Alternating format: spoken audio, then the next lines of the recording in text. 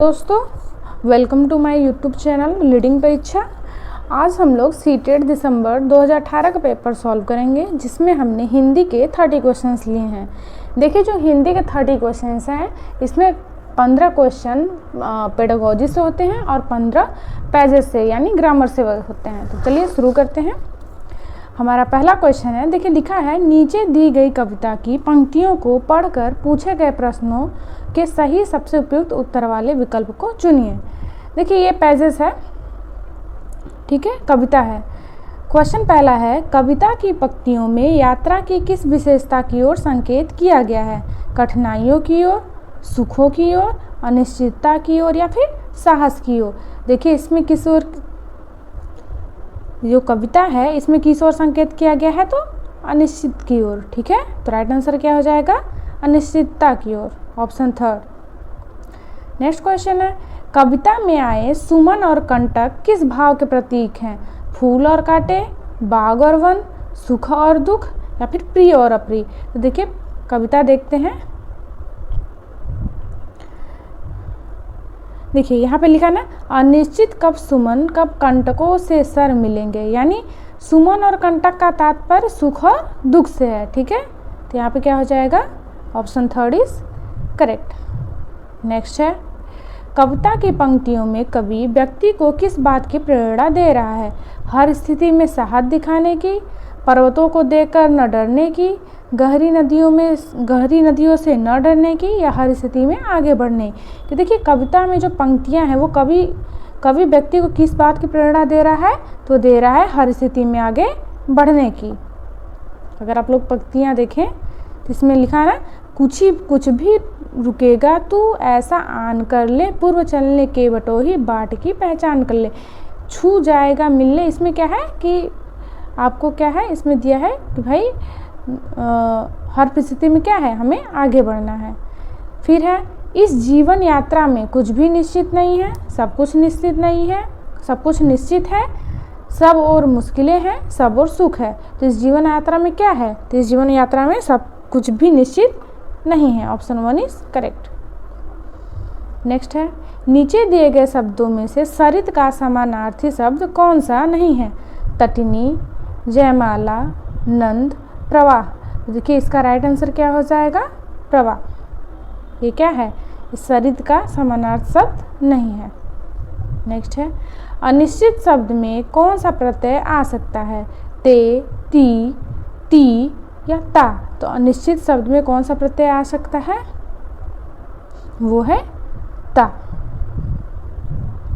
Next है, गीत कविता बच्चों के जीवन में रस बस जाए यह माता पिता को पसंद नहीं है, क्योंकि इससे बच्चे पढ़ाई लिखाई में बहुत पिछड़ सकते हैं, माता पिता द्वारा तय लक्ष्य को प्राप्त न कर सकेंगे, केवल आनंद में ही खोज जाएंगे या केवल कविता ही लिखते रहेंगे। तो देखिए गीत कविता में बच्चों के जीवन रस बस जाए माता पिता को पसंद नहीं है। क्यों? क्योंकि उनका डर रहता है कि वो अपने लक्ष्य को प्राप्त नहीं कर सकेंगे, ठीक है। नेक्स्ट, गीत कविता स्कूलों को भी पसंद नहीं है, क्योंकि उन्हें लगता है स्कूल पढ़ाई लिखाई से इसका कोई संबंध नहीं है, इससे बच्चों का बहुत समय नष्ट होता है, इससे परीक्षा परिणाम देर से आएंगे या यह सीखना बहुत ही कठिन काम है। इसका राइट आंसर हो जाएगा, स्कूली पढ़ाई लिखाई से इसका कोई संबंध नहीं है। नेक्स्ट, गीत कविता के बारे में कौन सा कथन सही नहीं है? ये संस्कृति का अभिन्न हिस्सा है, ये जीवन शैली का स्वाभाविक हिस्सा है, ये भाषा सृजनात्मकता को पोषित करते हैं, समाज में इनकी व्यापक सहमति नहीं है। तो इसका राइट आंसर क्या हो जाएगा? समाज में इनकी व्यापक सहमति नहीं है। नेक्स्ट, शिक्षा व्यवस्था गीत कविता को किस दृष्टि से देखती है? बाधक के रूप में, साधक के रूप में, सहयोगी के रूप में या संपूरक रूप में? देखिए जो शिक्षा व्यवस्था में गीत कविता है ये किस रूप में देखी जाती है? तो ये है बाधक के रूप में। नेक्स्ट है, अनुच्छेद के आधार पर गीत कविता के बारे में कौन सा कथन सही नहीं है? स्कूल और परिवार इसकी महत्ता को समझ नहीं रहे, इनसे बच्चे अपनी राह से भटक जाएंगे, ये बच्चों को शब्दों से खेलने का अवसर देते हैं या बच्चे इनका भरपूर आनंद लेते हैं? इसका राइट आंसर क्या हो जाएगा? इनसे बच्चे अपनी राह से भटक जाते हैं। नेक्स्ट है बच्चों के लिए लक्ष्य कौन निर्धारित करता है, स्वयं बच्चे, माता पिता, स्कूल या शिक्षा अधिकारी। तो देखिए बच्चों के लिए लक्ष्य कौन तय करता है, ये करते हैं माता पिता। नेक्स्ट, कविताएं सुनी सुनाई जाए में क्रिया है, अकर्मक, सकर्मक, प्रेरणार्थक या द्विकर्मक। देखिए कविताएं सुनी सुनाई जाए, इसमें कौन सी क्रिया है, तो इसमें है सकर्मक। क्या सुनाई जाए, कविताएं सुनाई जाए। नेक्स्ट है सांस्कृतिक में प्रत्यय है, तिक, कृतिक, ईक या क। देखिए सांस्कृतिक में कौन सा प्रत्यय है, इक प्रत्यय है। नेक्स्ट, मंजूर का समानार्थी शब्द है पसंद, प्रस्ताव, स्वीकार या अच्छा। तो देखिए मंजूर का समानार्थी शब्द क्या है, ये है स्वीकार।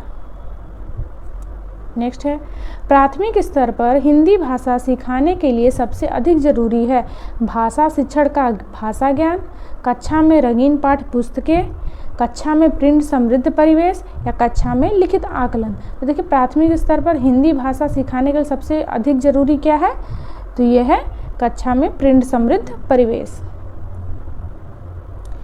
बच्चे बोलचाल की भाषा का अनुभव लेकर विद्यालय आते हैं, इसका निहितार्थ है कि बच्चों को बोलचाल की भाषा न सिखाई जाए, बच्चों की बोलचाल की भाषा को सुधारा जाए, बच्चों के भाषाई अनुभव का उचित प्रयोग किया जाए या बच्चों के भाषाई अनुभव को कक्षा के बाहर रखा जाए।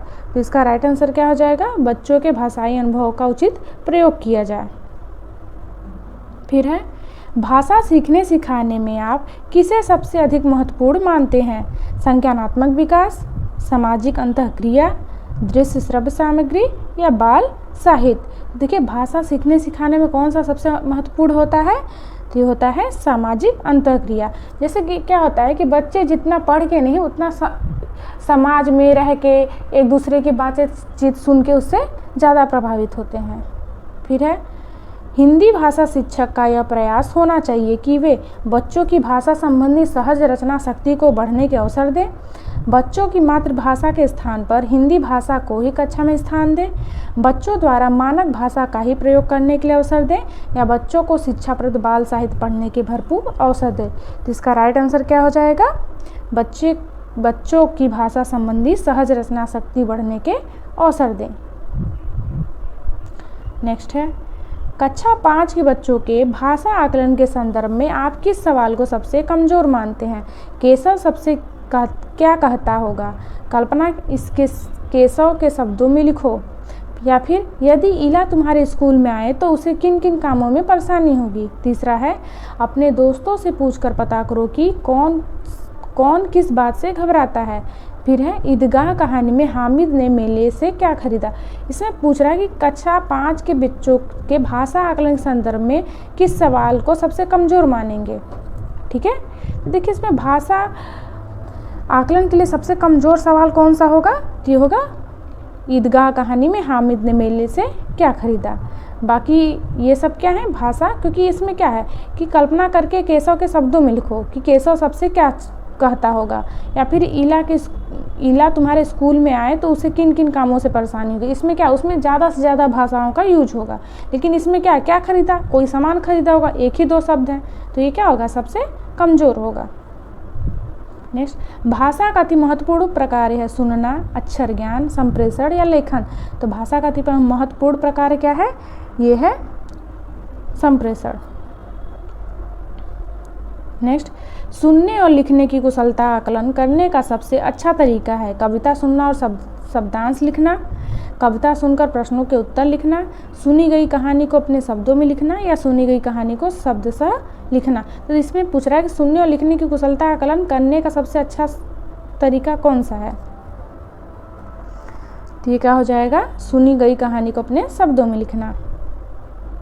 हिंदी भाषा में आकलन का उद्देश्य नहीं है बच्चों की भाषा प्रगति को अभिभावकों और अन्य शिक्षकों को बताना, भाषा सीखने के संदर्भ में प्रत्येक बच्चे की विशेष आवश्यकता की पहचान करना, भाषा सीखने सिखाने की प्रक्रिया को उन्नत बनाना या बच्चों की भाषागत त्रुटियों को ही पहचान करना।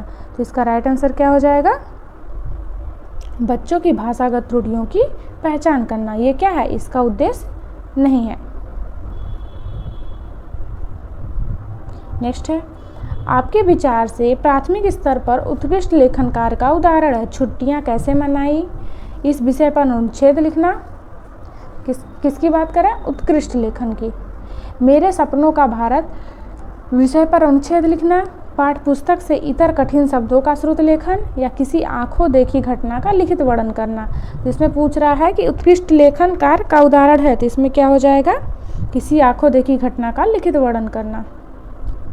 नेक्स्ट, भाषा सीखने के संदर्भ में कौन सा कथन सही है? बच्चों में भाषा अर्जित करने की जन्मजात क्षमता होती है।